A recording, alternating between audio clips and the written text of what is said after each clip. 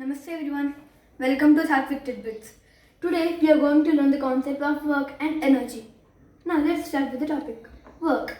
What is work? Let's say I am pushing a rock or a wall. Like this. This wall is there now. I'm pushing it. I'm really trying hard, but it's not getting pushed. Why? Because my force isn't enough. Even if I drain entire of my energy and push it, it won't move. So, in common terms, they say I'm working hard to push the wall. But if we go by the scientific definition of work, I have done the work. I have done zero work. Let's say I climbed the staircase of a building to go to the second floor to see the landscape from it. Now, if we apply the scientific definition of work, we have done a lot of work. Now, what is the scientific definition of work? Let's see. Now, work is said to be done when the object has force. Work is represented with the symbol W. Is force times displacement. So, only and only if there is a force and a displacement, we have a work. Now, is this formula actually correct? Actually, no. The reason it's Fs cos theta. Now, what is cos theta? Let's see. If we take a case for a right angle triangle, for this angle theta, what is the cos theta? In vectors, we have already saw that there is hypotenuse, adjacent and opposite. Now, cos theta is nothing but adjacent by hypotenuse. So it is this side by hypotenuse. That A by H, not A by A. Yeah, A by H. Now this is what cos theta means. Now why is there a cos theta? That we'll discuss a bit later in this video. Now why is there a cos theta? We'll discuss later in this video. Now, is work a scalar or vector quantity? Most of you might say it's a vector quantity since force and displacement are vector quantity. Obviously, work will be also vector quantity. But it is wrong. The reason, there is something called dot product, in which if we take two vectors, let us say force is a vector, dot product, displacement is a vector. Then this vector and vector gets cancelled out. So we get work, which is a scalar quantity. Now, if there is a dot product,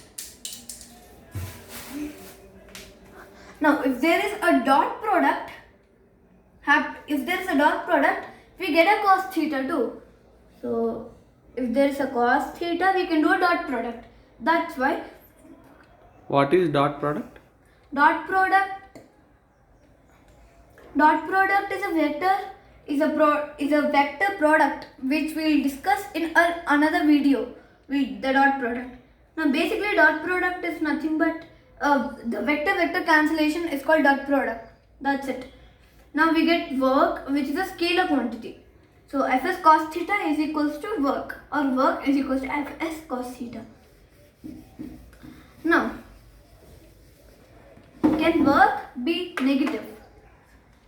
Can work be negative? The answer is, most of you might say it's no. Since it's not a vector quantity, so no. If it is not a vector quantity, it cannot be negative or positive. But the actual answer is yes. How? Because there is a cos theta here. Generally, if work, force and displacement are in the same direction, let's say I applied a 10 Newton force and it displaced 10 meters. The object is here now. Now, what is the work done? Work done is equals to Fs cos theta. Now, here the theta is 0 because parallel lines.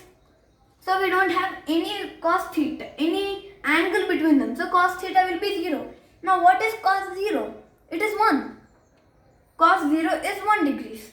So, which is Fs. Note, it is positive 1, not negative 1.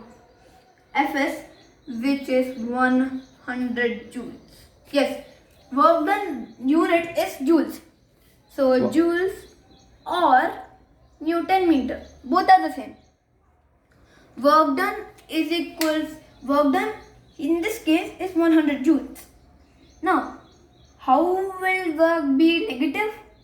I'll show you. Now, if we are talking about the work done against the frictional force, there will be a road obviously. There is a road. Now the frictional force is this way and the displacement is this way, so opposite. Now cos theta became 180. Now here this theta became 180 degrees. So cos 180 is minus 1. Cos 180 degrees is minus 1. So therefore the work will be negative now. That's how work can be negative. Another example is, let's say this is a book, a dictionary. I am lifting it. The displacement in the forward direction is in the forward direction, but where's the force? Force on my hand, from my hand on the book is in the forward direction, but there is something called gravitational force that acts downwards. That's why we are standing on the ground, because of the gravitational force. It pulls things. So I am lifting this object.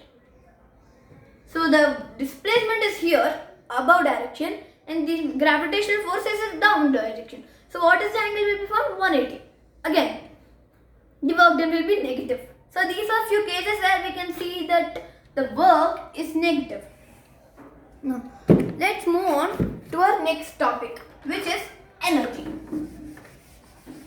Now, what is energy? Energy is the ability to do work. Now, in the first, I gave you an example, right? Pushing the rock, pushing this wall. This wall, how can I push it? Because I have some energy stored. So, I ate food. So, that food has chemical energy in it, which converted into energy so that we can do work. The chemical energy converted into kinetic energy. So, these two terms we'll discuss in another video.